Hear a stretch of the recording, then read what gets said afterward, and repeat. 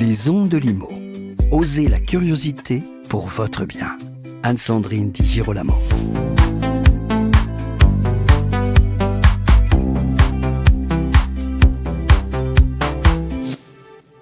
Le bureau fait-il sa révolution silencieuse ? Cette révolution est-elle d'ailleurs si silencieuse que cela ? Je suis au Forum Bois Construction et j'ai le plaisir de recevoir les architectes Anne-Cécile Comard et Philippe Croisier, architectes fondateurs de l'agence Atelier Dupont. Bonjour Philippe Croisier. Bonjour.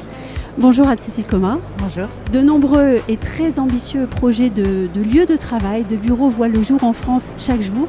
Ce sont des bâtiments de bureaux en bois, biosourcés, donc plus respectueux de la planète et des gens.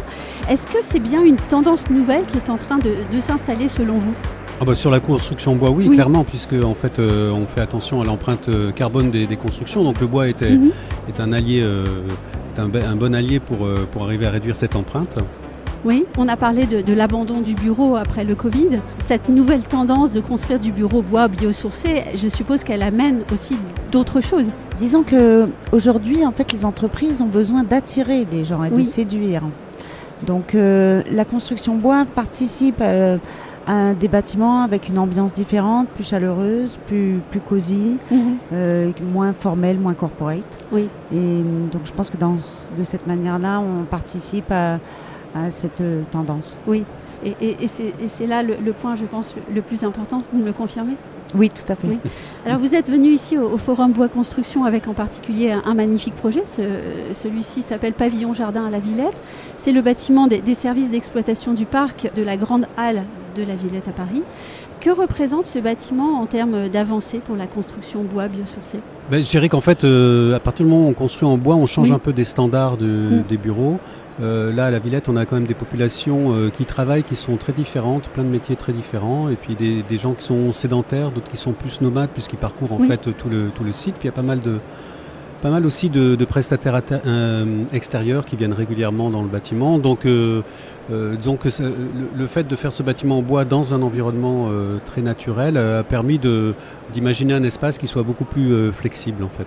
Est-ce que c'est un bâtiment qui est représentatif d'un certain changement de paradigme ? Oui, dans la mesure où, en fait, construire en bois, c'est aussi...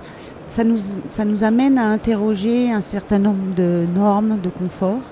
Normes parce qu'on n'a pas tout à fait les mêmes performances et du coup est-ce qu'on a vraiment besoin de cette acoustique là, est-ce qu'on a vraiment besoin de ça nous amène à nous interroger, les gens qui vont y vivre et de ce fait c'est intéressant. La structure bois du bâtiment a été laissée apparente. Pourquoi et qu'est-ce que cela signifie en termes d'évolution de vision architecturale ? Nous, depuis que la construction bois a pris un essor en France, on réapprend en fait à construire avec des assemblages qui sont souvent intéressants à étudier et intéressants à montrer parce qu'ils participent à l'ambiance générale des espaces intérieurs. Ce que disait Anne-Cécile, c'est qu'il y a aussi la volonté de faire des espaces qui soient assez domestiques. Oui. Donc le fait de la laisser, nous on plaide pour laisser apparent parce que ça fait aussi une ambiance qui est très chaleureuse. Alors on lutte un peu contre des réglementations incendies compliquées, mais disons à la Villette le bâtiment est assez bas, donc on est dans un contexte réglementaire plutôt souple. Donc selon vous, le bois apparent doit désormais être un objectif pour la construction de nouveaux projets ? Absolument. Le bois et pas que le bois, en fait, la technique aussi. On milite pas mal pour aussi une technique un peu low-tech, pas forcément de la clim et donc que tout soit un peu apparent. Ça donne, je dirais, une différence d'utilisation du bâtiment, mais quelque part quelque chose de plus authentique. Et oui. Vous avez parlé de la climatisation. Alors j'ai une dernière question, puisque au cœur de ce bâtiment, il y a un atrium bioclimatique avec des jeux de lumière. J'ai vu les photos, jeux de lumière assez merveilleux. Est-ce que intégrer, par exemple, un atrium bioclimatique doit devenir, selon vous, un standard de construction et de conception ? Ça dépend un peu du projet. Là, on est sur... Voilà. Mais disons que oui, effectivement, prendre en compte des principes bioclimatiques dans la construction, c'est des choses... qui nous tiennent à cœur, de ne pas mettre tout l'argent dans des installations compliquées à maintenir. C'est l'idée d'avoir des choses qui aller vers des choses plus simples. D'une certaine manière, ça remet un petit peu en question aussi des données urbaines, de densité, de hauteur.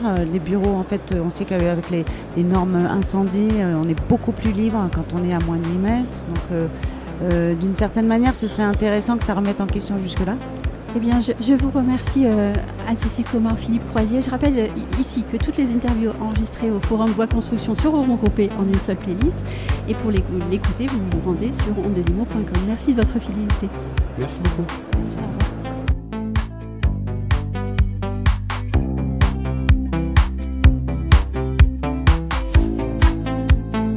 Retrouvez les Ondes de Limo sur ondelimo.com, les réseaux sociaux et la newsletter.